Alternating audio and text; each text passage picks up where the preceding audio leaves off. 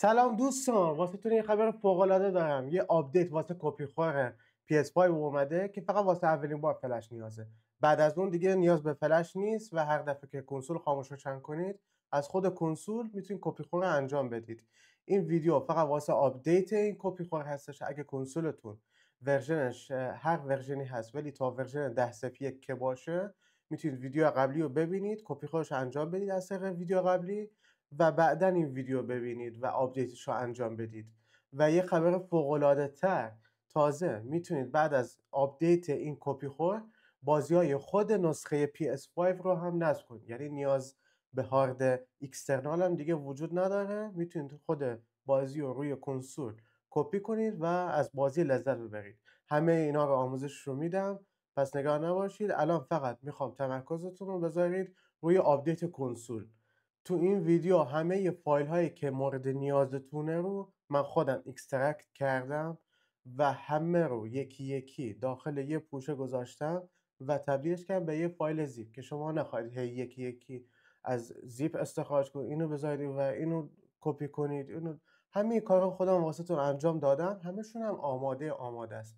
یعنی شما فقط یه فایل دانلود میکنید، لازم نیست 10 تا فایل دانلود کنید هر کدومو استخراج بکنید که کلی پیچیده و دردسر داره. همه اینا رو واسهتون خیلی سادهش کردم. فقط کافیه اون فایل رو شما دانلود بکنید و با این روشی که بهتون میگم اینا رو نصب بکنید. هم ویدیو ساده تر هستش و قابل فهمه، هم نخواهید شما برید دنبال اکسترکت فایل ها. بریم که آموزش رو بهتون بدم. بعد از اینکه کنسولتون رو روشن کردید وارد اپ یوتیوب بشید و کنسولتون رو کپی خور بکنید. اگر کلا کنسولتون هنوز کپی خور نکردید حتما ویدیو قبلی رو ببینید، چون این ویدیو مربوط به آپدیت کپی خور هستش.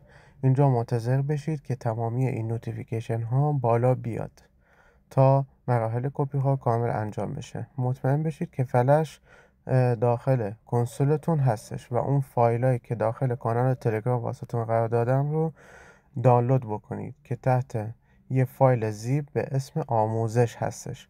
اونی که دانلود کردید اکسترکت بکنید و داخل فلش قرار بدید پوشه هاشو. خب اینجا برید داخل پکیج اینستاله و این دوتا برنامه رو نصب بکنید. بعد اینکه این دوتا برنامه رو نصب کردید فعلا فقط با اون PS5 اکسپلورر کار داریم. وارد این برنامه میشید، دوتا گزینه بیشتر واسهتون نمیاد که شما باید گزینه اول رو بزنید. اینجا واسه این که برید روی فلشی که به کنسول وصل کردید کافیه جهت سمت چپ دسته رو بزنید. وقتی جهت چپ رو زدید بیاید روی این فایل مثلث رو بزنید و روی کپی ضربه در بزنید. الان فایل کپی شده و دو تا دایره میزنید که بیاد صفحه اصلی.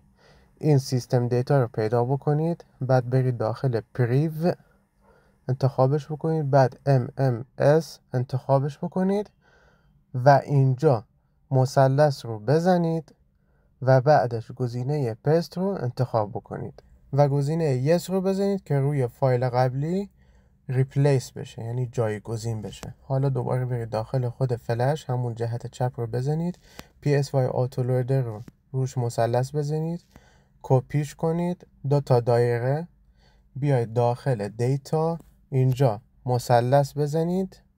حالا من قبلا کپیش کردم نمیخوام دوباره پیستش بکنم. شما اینجا مثلث رو که زدید پیست، بعد یس رو انتخاب بکنید که این پوشه اینجا منتقل بشه. دوباره جهت چپ رو بزنید بیاید داخل فلش و آخرین گزینه دانلود سف دات کپیش بکنید، دو تا دایره بزنید و برید داخل پوشه یوزر انتخابش بکنید، بعد پوشه دانلود رو پیدا بکنید و حتما اینجا پوشه‌ای که آخر 1650 هست رو انتخاب بکنید، گزینه مثلث رو بزنید، پیست رو انتخاب بکنید و گزینه یس رو بزنید تا این فایل جایگزین بشه.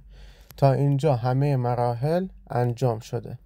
حالا من چون قبلا پیستش کردم دیگه یس رو نزدم. فرض کنید حالا شما یس رو زدید و از برنامه خارج میشید و کنسولتون رو ریستارت میکنید. اینجا ویدیو رو یه خورده سریعتر میکنم که زودتر برسیم به بقیه آموزش.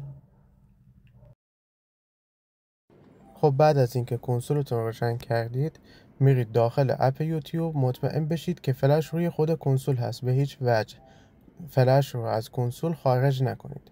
منتظر بشید تا کنسول کپی خور بشه و بعد از این کپی خور دیگه نیاز به فلش نیست و هر وقت کنسولتون رو خاموش روشن کردید کافیه مستقیم بیاید داخل اپ خود یوتیوب و کپی خور کنسولتون رو انجام بدید و دیگه هیچ وقت نیاز به فلش نیست و هر وقت هم آپدیت جدیدی هم بیاد فقط کافیه یه فایل اضافه بکنید و کپی خورتون رو میتونید آپدیت بکنید. حالا میرید داخل تنظیمات دیتا اند تایم، ست منوالی، تاریخ کنسولتون رو ببرید چند سال عقب‌تر. حالا من گذاشتم رو 2020، شما هم میتونید حتی عقب‌تر هم ببرید و اوکی رو بزنید حتما و الان دیگه کنسولتون آماده است و میتونید هر بازی که دلتون خواست رو نصب کنید.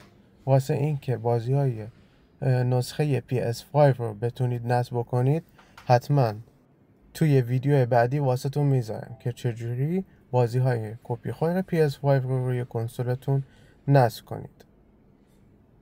خب همونطور که دیدید آپدیت کپی خور PS5 رو به ساده ترین روش ممکن واسه تون توضیح دادم. توی ویدیو بعدی هم میخوام بهتون یاد بدم چجوری بازی های PS4 و بازی های PS5 رو روی کنسولتون نصب کنید و از کجا دانلود کنید، چیکار باید بکنید، همه اینا رو کامل بهتون توضیح میدم. پس حتما منو سابسکرایب کن که این ویدیو رو از دست ندی. مخلصم.